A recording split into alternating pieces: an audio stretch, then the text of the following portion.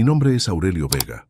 Tengo 69 años y después de trabajar 30 años como soldador para construir mi hogar, mi yerno Sebastián intentó hacerme firmar unos papeles que, según él, eran para renovar los impuestos de la casa.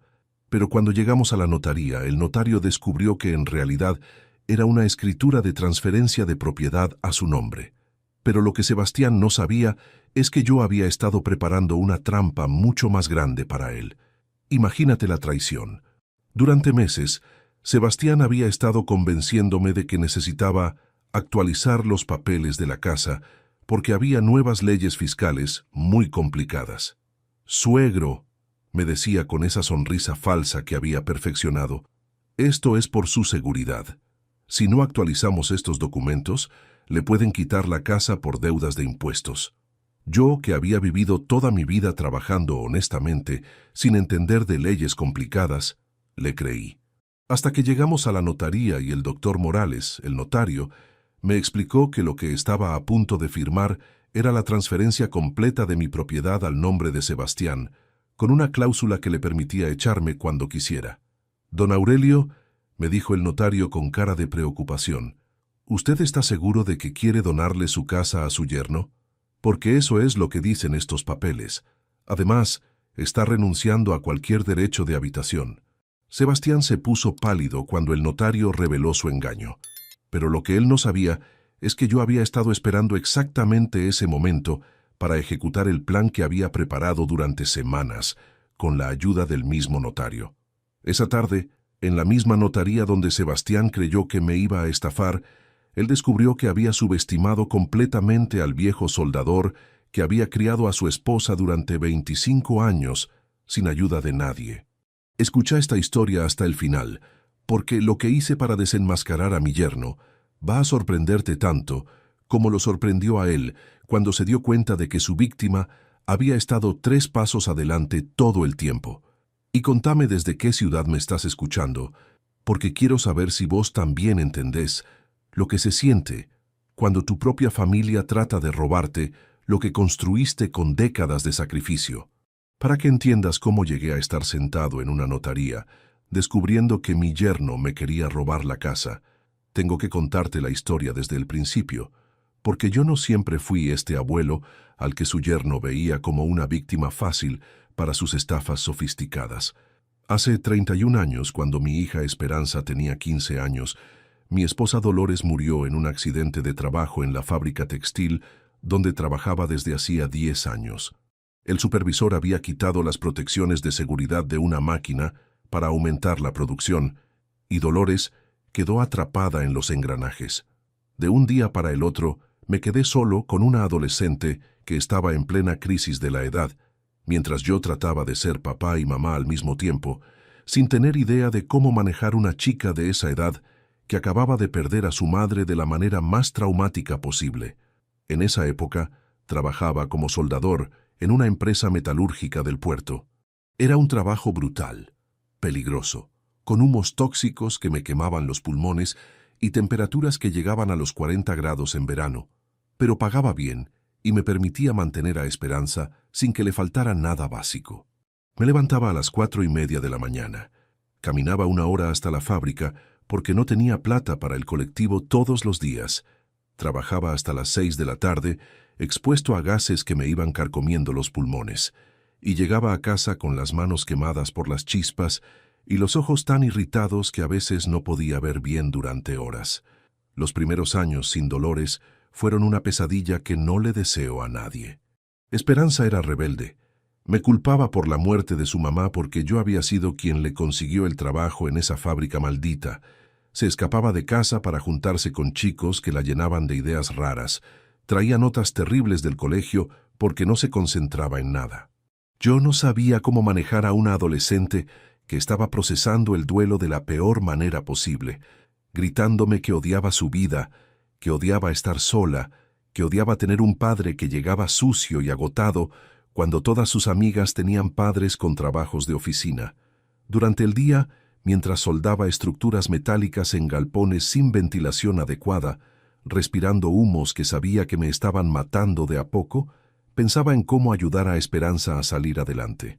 Quería que terminara el secundario, que fuera a la universidad, que tuviera las oportunidades que Dolores y yo nunca habíamos tenido por venir de familias pobres del interior que nos habían echado de casa cuando decidimos casarnos jóvenes. Las noches eran las peores. Llegaba a casa destrozado físicamente, pero tenía que cocinar algo que se pareciera a una cena, ayudar a Esperanza con tareas que no entendía porque yo había dejado la escuela a los 12 años para trabajar, lavar la ropa que se había acumulado durante la semana, limpiar una casa que se deterioraba porque no tenía tiempo ni plata para mantenerla como correspondía. Esperanza se encerraba en su cuarto con música fuerte y yo me quedaba solo en la cocina preguntándome si algún día las cosas iban a mejorar o si íbamos a seguir hundiéndonos en esta espiral de tristeza y resentimiento mutuo. Cuando Esperanza cumplió 17 años, algo cambió. Había madurado mucho después de 2 años de terapia psicológica gratuita en el hospital municipal. Había entendido que su mamá había muerto por la codicia de un patrón irresponsable y que yo era víctima de la misma injusticia que ella. Había comprendido que éramos un equipo de 2 personas que se tenían solo el uno al otro en un mundo que no nos daba respiro. Empezó a ayudarme con las tareas de la casa cuando yo llegaba agotado del trabajo, a cocinar comidas simples pero sabrosas que me devolvían las ganas de vivir, a organizar los gastos de la casa con una precisión matemática que me dejaba sorprendido. «Papá», me dijo una tarde de domingo mientras limpiábamos juntos la casa, «quiero estudiar enfermería. Quiero ayudar a la gente como las enfermeras que cuidaron a mamá en el hospital cuando ya no había nada que hacer. Quiero que la muerte de mamá sirva para algo». Era una carrera que duraba 3 años en una universidad privada que costaba una fortuna, pero yo no dudé ni un segundo en decirle que sí. Durante esos 3 años, trabajé como un animal que no conoce el descanso. Soldé estructuras metálicas hasta los fines de semana cuando podía conseguir trabajo extra. Acepté todos los turnos nocturnos que me ofrecían, aunque eso significara no dormir por días enteros. Vendí todo lo que tenía valor en la casa para pagar las cuotas mensuales de una carrera que era nuestra única esperanza de salir de la pobreza. Todo para que Esperanza pudiera estudiar sin preocuparse por la plata, sin tener que trabajar mientras cursaba, sin repetir la historia de sacrificios que habían marcado mi vida desde que tenía 12 años. Esperanza se recibió de enfermera con las mejores notas de su promoción.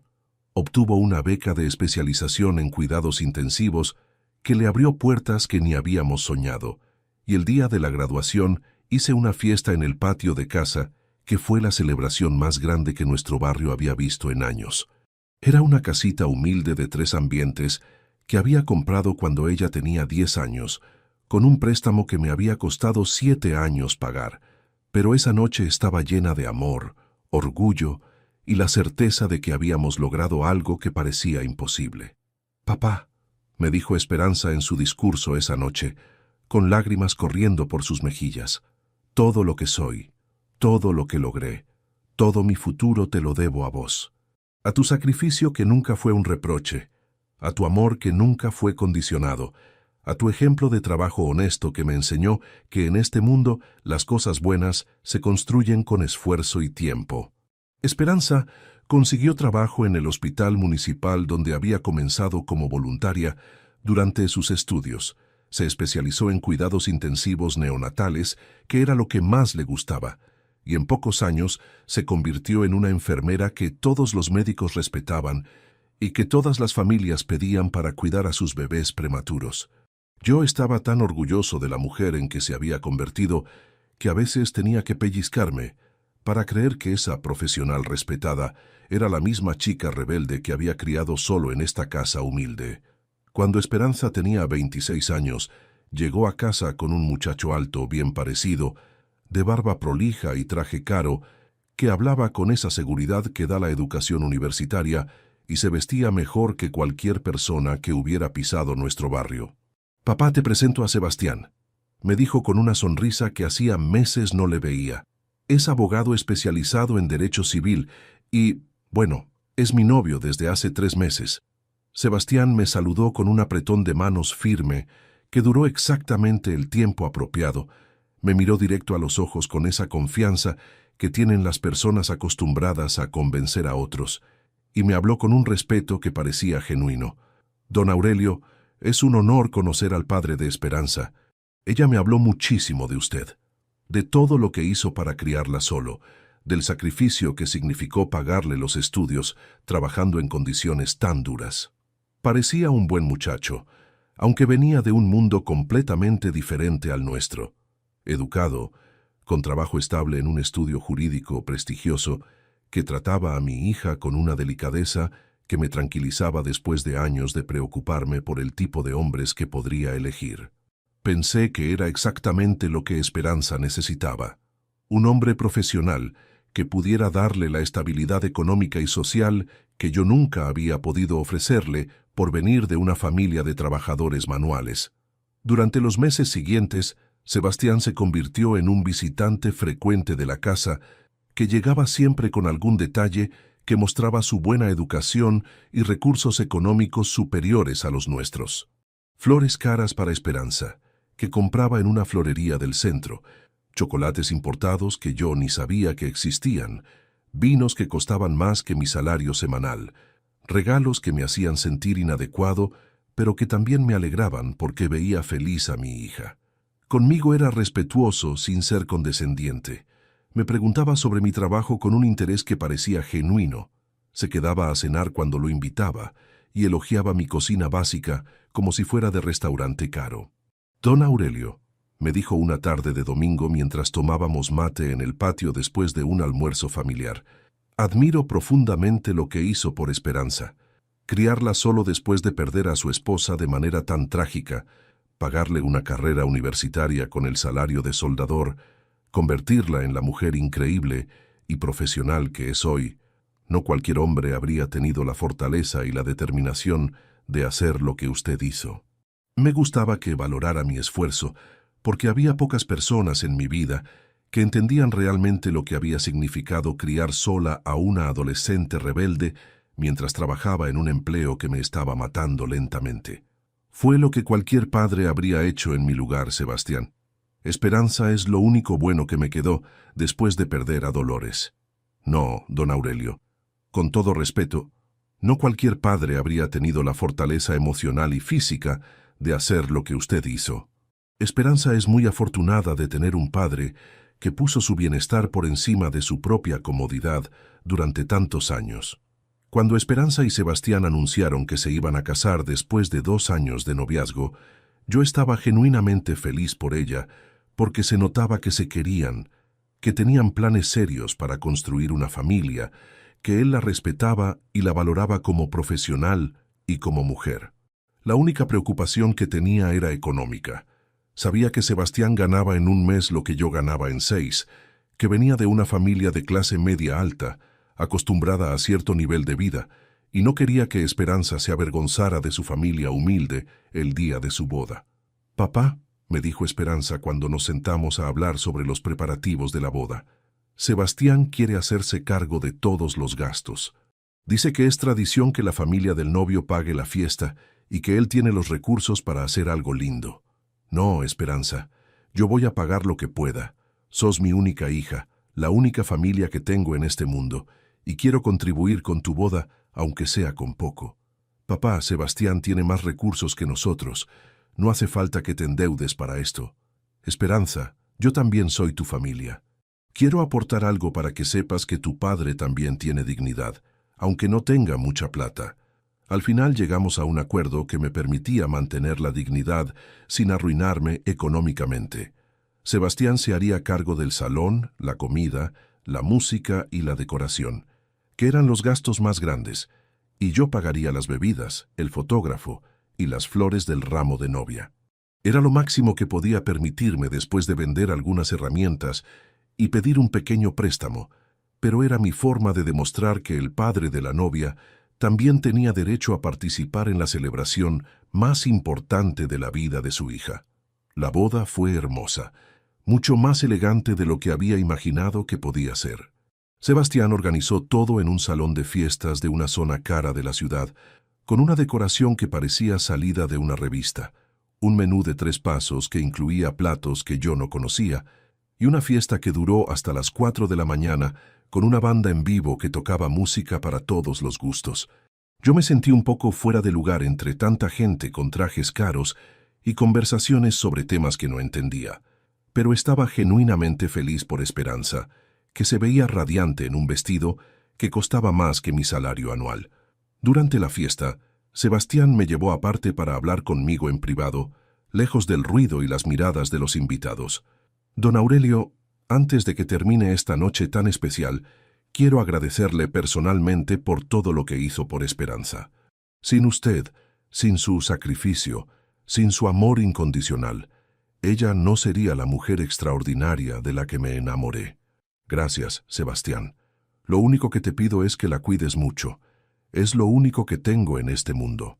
Por supuesto, don Aurelio, y quiero que sepa que usted siempre va a tener un lugar en nuestra familia. Esperanza lo ama profundamente, y yo voy a respetarlo y valorarlo como el padre ejemplar que es. Palabras hermosas, pronunciadas con aparente sinceridad, que con el tiempo descubriría que eran completamente falsas, parte de una actuación que había comenzado desde el primer día que conoció a mi hija y que se mantendría durante años hasta que finalmente mostraría su verdadero rostro. Después de la boda, Esperanza y Sebastián se mudaron a un departamento grande de 3 dormitorios en una zona cara de la ciudad, cerca de sus respectivos trabajos y lejos del barrio humilde donde yo seguía viviendo. Al principio venían a visitarme con frecuencia. Los domingos almorzábamos juntos en mi casa, como habíamos hecho durante años. Me contaban de sus trabajos, de sus planes de viajar por Europa en su luna de miel tardía, de la posibilidad de comprar una casa propia en el futuro cercano cuando juntaran suficientes ahorros. Pero de a poco, tan gradualmente que al principio no me di cuenta, las visitas se fueron espaciando sin explicaciones convincentes. Primero dejaron de venir todos los domingos y empezaron a visitarme cada 15 días, después cada 3 semanas, después una vez por mes, y finalmente solo en ocasiones especiales como mi cumpleaños o las fiestas de fin de año. Siempre había una excusa que sonaba razonable. Mucho trabajo en el estudio jurídico, compromisos sociales relacionados con el trabajo de Esperanza, cansancio acumulado por la rutina de vida de una pareja joven profesional, invitaciones a reuniones familiares del lado de Sebastián que no podían rechazar. Fue durante esas visitas esporádicas que Sebastián empezó a hacer comentarios sobre mi casa que al principio parecían inocentes observaciones casuales de alguien que se preocupaba por mi bienestar. Don Aurelio, ¿no le parece que esta casa es muy grande para una sola persona? Debe ser mucho trabajo mantenerla limpia y en buen estado. Don Aurelio, con todos estos ambientes que ya no usa, los gastos de luz, gas y mantenimiento deben ser considerables para alguien que vive con una jubilación. Yo le explicaba pacientemente que la casa estaba bien para mis necesidades, que la mantenía sin problemas porque tenía tiempo libre y experiencia en reparaciones menores, que los gastos eran manejables con mi jubilación y algunos trabajos de soldadura que hacía los fines de semana para vecinos y conocidos. Él asentía con comprensión aparente. Hacía comentarios sobre lo admirable que era mi capacidad de adaptación, pero yo notaba que los comentarios se repetían cada vez que nos veíamos, como si estuviera tanteando el terreno para algo más grande. Un día Sebastián llegó solo a visitarme. Era raro porque siempre venía con Esperanza. Don Aurelio, quería hablar con usted sobre algo importante. Decime, Sebastián. Esperanza y yo estamos preocupados por usted. Vivir solo a su edad puede ser peligroso. ¿Peligroso? Yo estoy bien de salud. Me manejo perfectamente solo. Sí, pero ¿qué pasa si le pasa algo? Si se cae, si se siente mal. Nadie se va a dar cuenta hasta que sea demasiado tarde. Sebastián, tengo vecinos, tengo amigos. No estoy aislado. Pero no es lo mismo que tener familia cerca. Y ustedes están pensando en mudarse más cerca. Sebastián se rió como si fuera una idea imposible. No, don Aurelio. Nosotros vivimos cerca de nuestros trabajos, pero estuvimos pensando en otras alternativas. ¿Qué alternativas? Bueno, hay residencias muy buenas para gente mayor, lugares donde usted estaría cuidado, tendría compañía, actividades, geriátricos. Mi yerno me estaba sugiriendo geriátricos. Sebastián, yo no quiero ir a ningún geriátrico. Quiero seguir viviendo en mi casa. Sí, entiendo. Pero también tiene que pensar en qué va a pasar con la casa si usted no está. ¿Qué querés decir? Bueno, esta casa vale mucho dinero. Si le pasa algo a usted, va a quedar abandonada. Se va a deteriorar. Va a perder valor. Ahí empecé a entender hacia dónde iba la conversación. Sebastián, cuando yo me muera, la casa va a ser de Esperanza. Está en mi testamento. Sí, pero mientras tanto podría pasar cualquier cosa. Robos, ocupaciones ilegales, problemas con los impuestos. ¿Qué problemas con los impuestos? Don Aurelio, las leyes cambiaron mucho en los últimos años. Hay impuestos nuevos, regulaciones complicadas. Una persona mayor puede perderse en tanto papeleo. Yo siempre pagué mis impuestos al día. Sí, pero ahora es más complicado. Hay que presentar declaraciones juradas, actualizar valuaciones, cumplir con un montón de requisitos que si no se hacen bien pueden generar deudas enormes. ¿Y vos me podrías ayudar con eso? Por supuesto, don Aurelio. De hecho, hay una forma muy simple de resolver todo esto. ¿Cuál? Podríamos poner la casa a nombre de Esperanza desde ahora. Así usted se libera de toda la carga administrativa y la casa queda protegida legalmente. ¿Poner la casa a nombre de Esperanza? Exacto. Es como una donación en vida. Usted sigue viviendo acá, pero legalmente la casa es de ella. Así no hay riesgo de que se pierda por problemas burocráticos. ¿Y Esperanza está de acuerdo con esto? Fue idea de ella, don Aurelio. Está muy preocupada por su seguridad y por proteger su patrimonio. Esa noche llamé a Esperanza para preguntarle sobre la propuesta de Sebastián. Sí, papá, estuvimos hablando del tema. Sebastián dice que es lo más conveniente para vos. Pero, ¿vos estás de acuerdo con que pase la casa a tu nombre? Solo si vos estás cómodo con eso. La idea es protegerte de problemas legales. Esperanza, ¿qué problemas legales? Yo nunca tuve problemas con nada. Papá, Sebastián entiende de estas cosas. Es abogado. Si él dice que es mejor así, debe ser por algo. ¿Y vos no podés explicarme exactamente cuáles son esos problemas? Papá, son cosas muy técnicas. Sebastián me las explicó, pero son muy complicadas. Esa conversación me dejó muy preocupado. Mi hija estaba confiando ciegamente en su marido sobre algo tan importante como mi casa, sin entender realmente de qué se trataba. Durante las semanas siguientes, Sebastián me visitó varias veces más para insistir con el tema de transferir la casa. Don Aurelio, cada día que pasa sin regularizar esta situación es un día más de riesgo. ¿Pero qué riesgo exactamente, Sebastián? Mire, don Aurelio, yo veo casos como el suyo todos los días en el estudio. Gente mayor que pierde sus propiedades porque no entiende las nuevas regulaciones. ¿Podés mostrarme alguna de esas nuevas leyes? Son muy técnicas, don Aurelio. Están llenas de términos jurídicos que una persona sin formación legal no puede entender. Pero yo quiero entender. Es mi casa. Por eso mismo, porque es su casa, tenemos que protegerla, y la única forma de protegerla es transferirla a nombre de Esperanza. Algo en la insistencia de Sebastián no me cerraba. ¿Por qué tanta urgencia? ¿Por qué no podía mostrarme las leyes de las que hablaba? ¿Por qué Esperanza no sabía explicarme los detalles? Decidí hacer mi propia investigación. Fui al registro de la propiedad a preguntar sobre mi situación impositiva. Don Aurelio, me dijo la empleada después de revisar mis papeles, usted no tiene ninguna deuda pendiente. Sus impuestos están al día y no hay ninguna regulación nueva que afecte su propiedad. ¿Está segura? Mi yerno me dijo que había nuevas leyes muy complicadas. No, señor. Las únicas modificaciones de los últimos años fueron simplificaciones del trámite, no complicaciones. Esa información me confirmó lo que ya sospechaba. Sebastián me estaba mintiendo, pero decidí seguirle el juego para ver hasta dónde era capaz de llegar. La semana siguiente, cuando Sebastián volvió a insistir con el tema, le dije que había decidido aceptar su propuesta. Me convenciste, Sebastián. Creo que tenés razón. Es mejor transferir la casa a nombre de Esperanza. Se le iluminó la cara. Excelente decisión, don Aurelio. Ya tengo todos los papeles preparados. ¿Ya tenés los papeles preparados?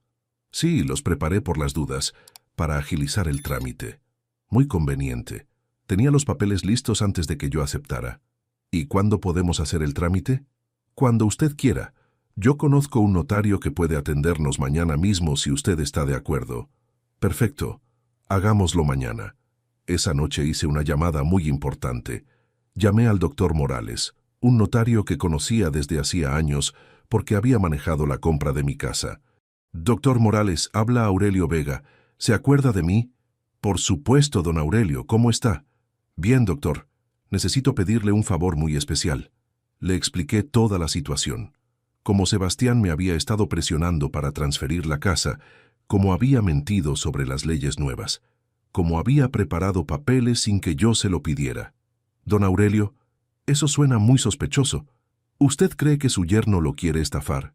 Estoy seguro, doctor, pero quiero descubrirlo de una manera que no pueda negarlo. ¿Qué tiene en mente? Mañana Sebastián me va a llevar a un notario para firmar los papeles.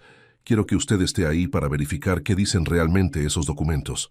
¿Cómo puedo estar ahí si él va a llevarlo a otro notario? Ahí viene mi plan, doctor. Usted va a hacerse pasar por el notario que Sebastián eligió.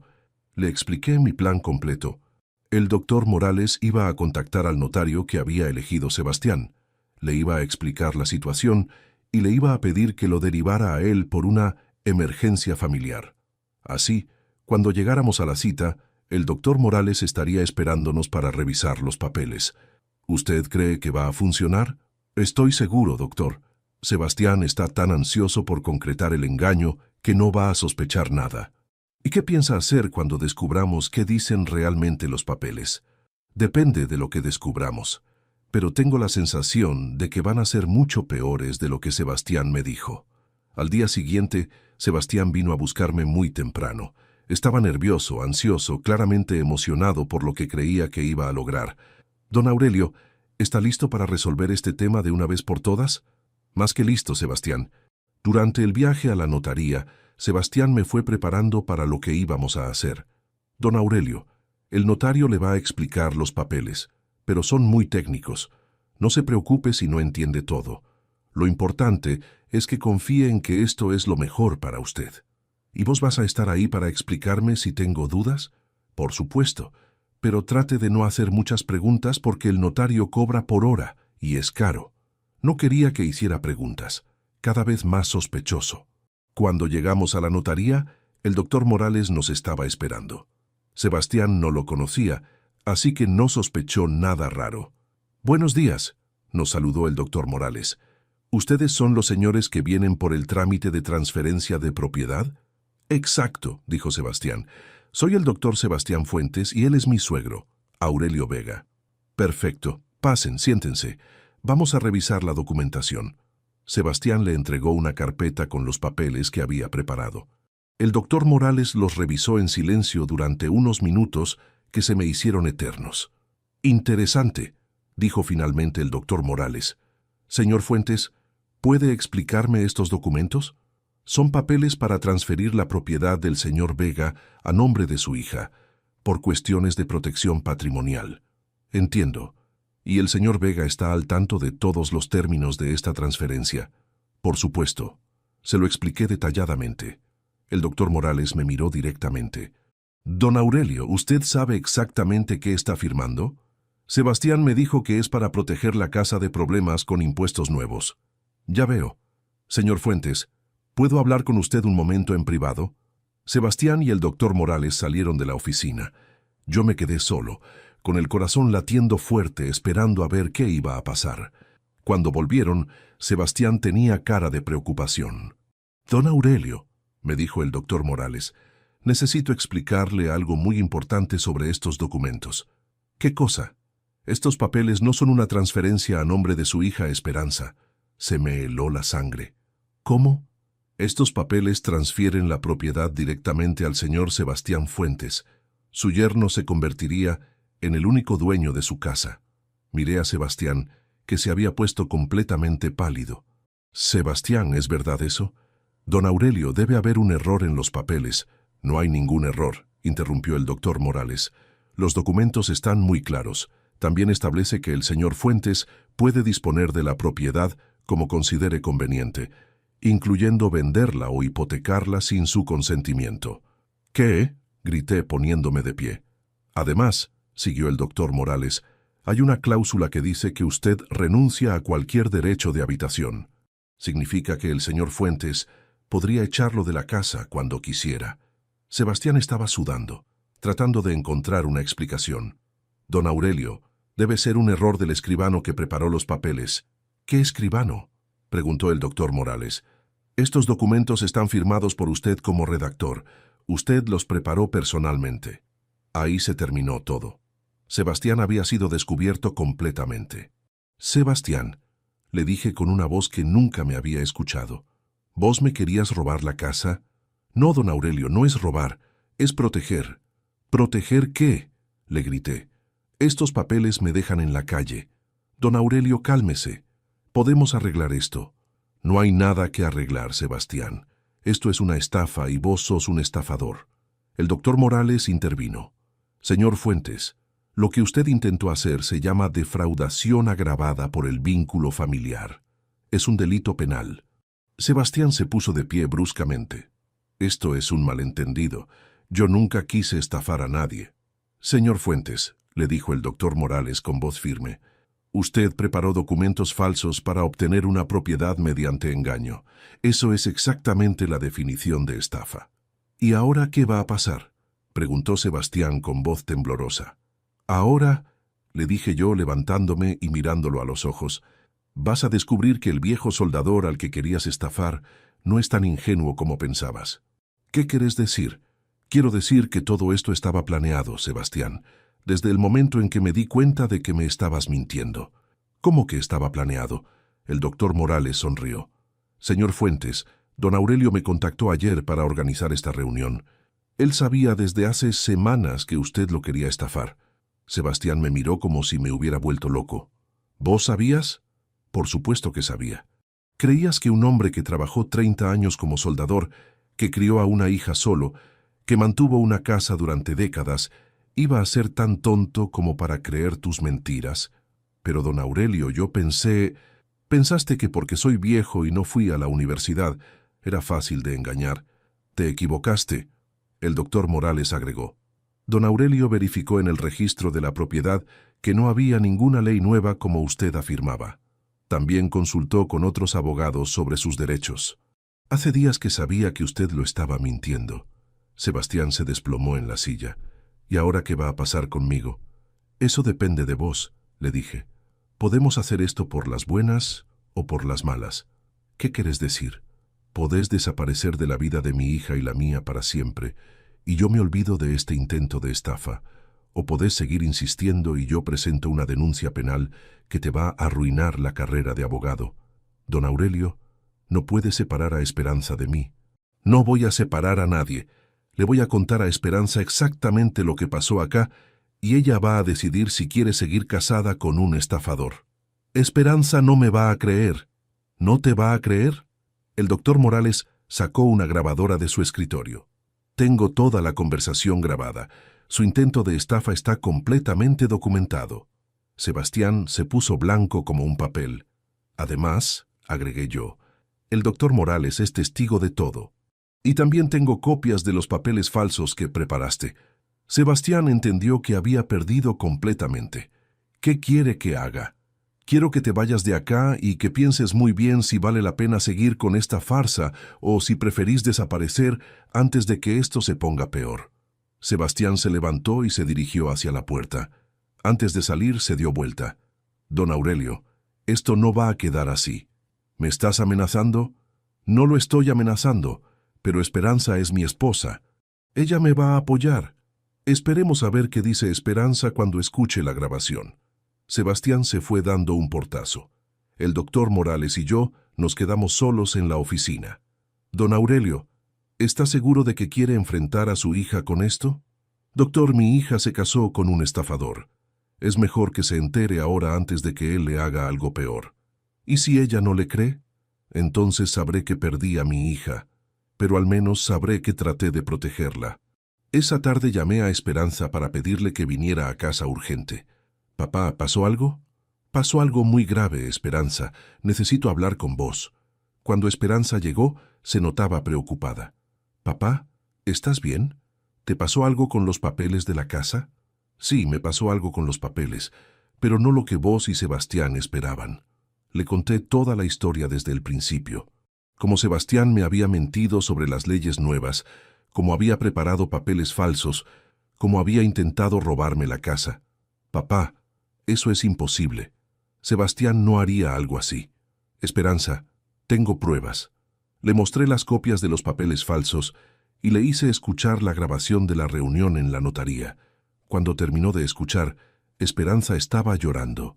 Papá, yo no sabía nada de esto. Lo sé, hija. Sebastián te mintió a vos también. Pero ¿cómo pudo hacer algo así? ¿Cómo pudo intentar robarte la casa? Porque es un estafador, Esperanza. Y vos sos su esposa.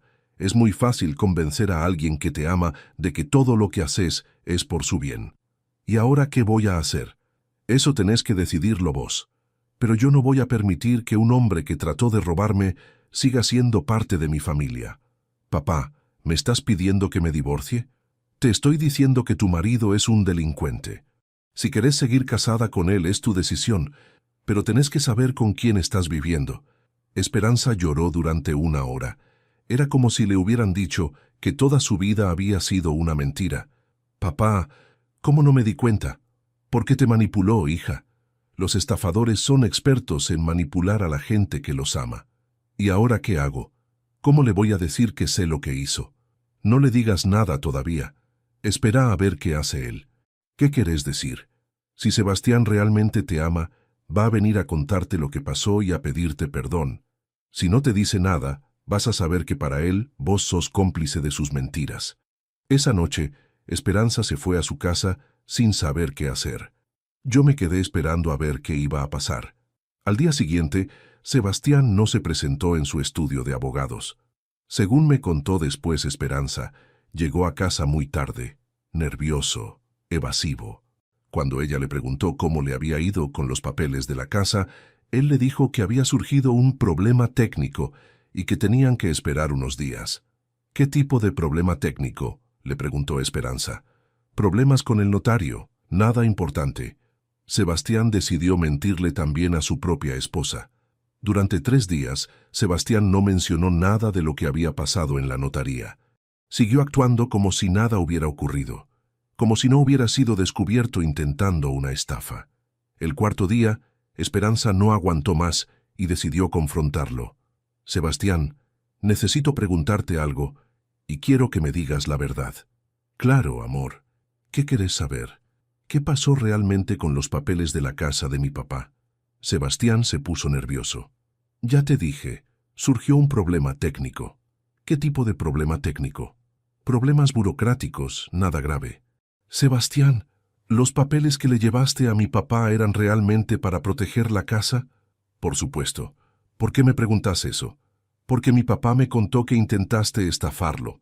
Sebastián se puso pálido. ¿Tu papá te dijo qué? Me dijo que los papeles transferían la casa a tu nombre, no al mío, que querías robársela. Esperanza, tu papá está confundido. Está viejo, no entendió bien los documentos. Sebastián, tengo la grabación de lo que pasó en la notaría. Se quedó mudo. Por primera vez desde que lo conocía, Sebastián no tenía respuesta. ¿Es verdad?, le preguntó Esperanza con lágrimas en los ojos. Esperanza, vos no entendés. ¿Es verdad? Sí, pero no es lo que pensás. ¿Cómo que no es lo que pienso? Intentaste robarle la casa a mi papá. No quería robársela, quería protegerla. Protegerla poniéndola a tu nombre. Esperanza, tu papá es viejo, no sabe manejar propiedades. Si algo le pasa, la casa se puede perder. ¿Y la solución era robársela? No era robar, era una inversión estratégica. ¿Inversión estratégica? ¿Estás loco? Sebastián trató de justificar lo injustificable durante 1 hora, pero Esperanza ya había entendido con quién estaba casada. Esa noche Esperanza volvió a mi casa. Papá, tenías razón, Sebastián intentó estafarte. ¿Te lo confesó? Después de que le dije que tenía la grabación, pero seguía tratando de justificarlo, diciendo que era por nuestro bien. ¿Y vos qué le dijiste? Que era un ladrón y que no quería saber nada más con él. ¿Te vas a divorciar? Sí, papá. No puedo seguir casada con alguien que trató de robarle la casa a mi propio padre. Esperanza se mudó de vuelta a mi casa esa misma noche. Era como volver atrás en el tiempo, pero las circunstancias eran completamente diferentes. Papá, perdóname por no haberte creído desde el principio. No tenés nada que perdonarte, Esperanza. Sebastián te manipuló como me manipuló a mí. ¿Cómo no me di cuenta de que era capaz de algo así? Porque los estafadores son muy buenos actuando. Sebastián actuó durante años el papel del yerno perfecto. Durante las semanas siguientes, Sebastián intentó reconquistar a Esperanza de todas las formas posibles. Le mandaba flores al hospital, la llamaba por teléfono, aparecía en casa pidiendo hablar con ella. Esperanza, fue un error. Estaba preocupado por nuestro futuro económico. ¿Robar a mi papá era preocuparte por nuestro futuro? No era robar, era asegurar que la casa no se perdiera. Sebastián, los papeles decían que podías echarle a mi papá cuando quisieras. ¿Eso también era asegurar que no se perdiera? Sebastián no tenía respuesta para eso. Un mes después, Esperanza inició los trámites de divorcio. Sebastián contrató un abogado caro que trató de demostrar que yo había manipulado a mi hija para que se divorciara. El abogado de Sebastián me citó a declarar: «Señor Vega, ¿es verdad que usted influyó en su hija para que se divorciara de mi cliente? Su cliente intentó robarme mi casa. ¿Le parece poco motivo para un divorcio? Mi cliente dice que usted malinterpretó sus intenciones». «Malinterpreté». Tengo grabado el momento en que su cliente trató de hacerme firmar papeles falsos. El abogado escuchó la grabación y se dio cuenta de que no tenía caso. Le recomendó a Sebastián que aceptara el divorcio sin pelear. Sebastián perdió todo: su esposa, su reputación profesional cuando la historia se conoció en el ambiente legal, y hasta su trabajo cuando el estudio donde trabajaba se enteró de su intento de estafa. Hace 6 meses que Esperanza volvió a vivir conmigo. Al principio estaba devastada, traicionada, sin saber cómo había podido estar casada con un estafador durante 3 años. Papá, ¿cómo pude ser tan ciega? No fuiste ciega, Esperanza. Fuiste confiada. Y la confianza no es un defecto cuando se la das a la persona correcta. Pero me casé con la persona incorrecta. Te casaste con un actor muy bueno. Sebastián actuó durante años el papel del hombre perfecto. ¿Y ahora qué hago? ¿Cómo vuelvo a confiar en alguien? De a poco, con tiempo, sin apuros. Durante estos meses, Esperanza ha ido recuperando la confianza en sí misma. Volvió a ser la mujer fuerte e independiente que había sido antes de casarse. La semana pasada me dijo algo que me llenó de orgullo. «Papá, quiero agradecerte por haberme salvado». «¿De qué te salvé?» «De pasar el resto de mi vida casada con un estafador. Si vos no hubieras descubierto su trampa, él habría seguido engañándome para siempre. No te salvé yo, Esperanza.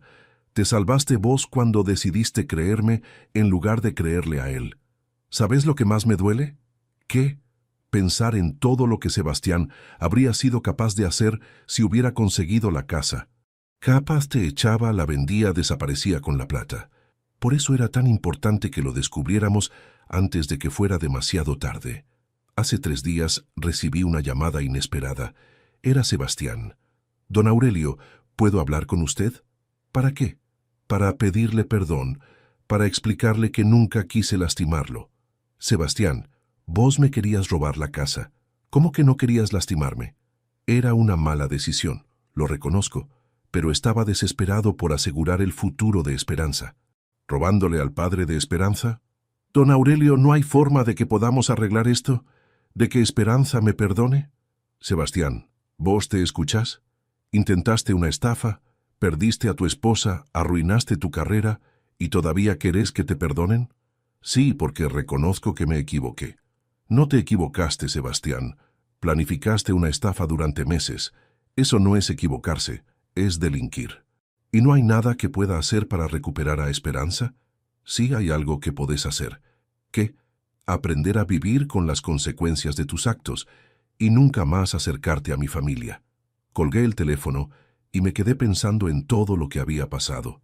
Hace 1 año, Sebastián parecía el yerno perfecto, educado, profesional, que trataba bien a mi hija, pero debajo de esa fachada había un estafador que estaba esperando la oportunidad perfecta para robarme. Si no hubiera investigado por mi cuenta, si hubiera confiado ciegamente en sus palabras, hoy estaría viviendo en la calle mientras él disfrutaba de mi casa. Anoche, mientras Esperanza y yo cenábamos en la mesa de la cocina, como cuando ella era chica, me dijo algo que me hizo reflexionar mucho. Papá, ¿cómo supiste que Sebastián te estaba mintiendo? Porque algo no me cerraba. ¿Por qué tanta urgencia? ¿Por qué no podía mostrarme las leyes? ¿Por qué vos no sabías explicarme los detalles? ¿Y no tuviste miedo de equivocarte? ¿De arruinar mi matrimonio por una sospecha? Tuve miedo, Esperanza, pero tuve más miedo de que me robaran lo único que tengo. Y si yo hubiera elegido quedarme con Sebastián a pesar de todo, habría sido tu decisión, pero al menos habrías sabido la verdad antes de decidir. Papá, ¿vos sabés lo que más me impresiona de toda esta historia? ¿Qué? Que un hombre de 69 años, sin estudios universitarios, haya sido más inteligente que un abogado de 35. No fui más inteligente, Esperanza. Fui más honesto. Y la honestidad siempre gana a la larga. Y vos que me escuchaste hasta acá, vos que me acompañaste en esta historia de engaños y descubrimientos, quiero que sepas algo muy importante.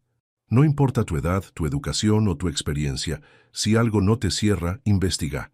Si alguien te presiona para tomar decisiones rápidas sobre cosas importantes, desconfía. Si alguien no puede explicarte claramente algo que te afecta, sospecha. Los estafadores buscan víctimas que confíen sin preguntar. Buscan gente que se sienta intimidada por términos técnicos, por leyes complicadas, por palabras que no entienden. Pero la mejor defensa contra los estafadores es el sentido común. Si algo suena demasiado urgente, demasiado complicado o demasiado conveniente para la otra persona, probablemente sea una trampa. Y recordá, la familia verdadera es la que te protege, no la que te engaña. Si alguien que dice amarte trata de aprovecharse de tu confianza, esa persona no te ama, te está usando. Yo casi pierdo mi casa por confiar en mi yerno, pero también casi pierdo a mi hija por no confiar en mi instinto. Al final, la verdad siempre sale a la luz. Y cuando sale es mejor estar del lado correcto. ¿Y vos qué harías en mi lugar? ¿Habrías investigado por tu cuenta o habrías confiado ciegamente en la palabra de tu yerno? Contame qué pensás de esta historia y decime desde qué ciudad me estás escuchando, porque al final lo que realmente importa no es cuánta educación tengas, sino cuánto sentido común uses para proteger lo que más querés. Y ese sentido común, créeme, vale más que cualquier título universitario.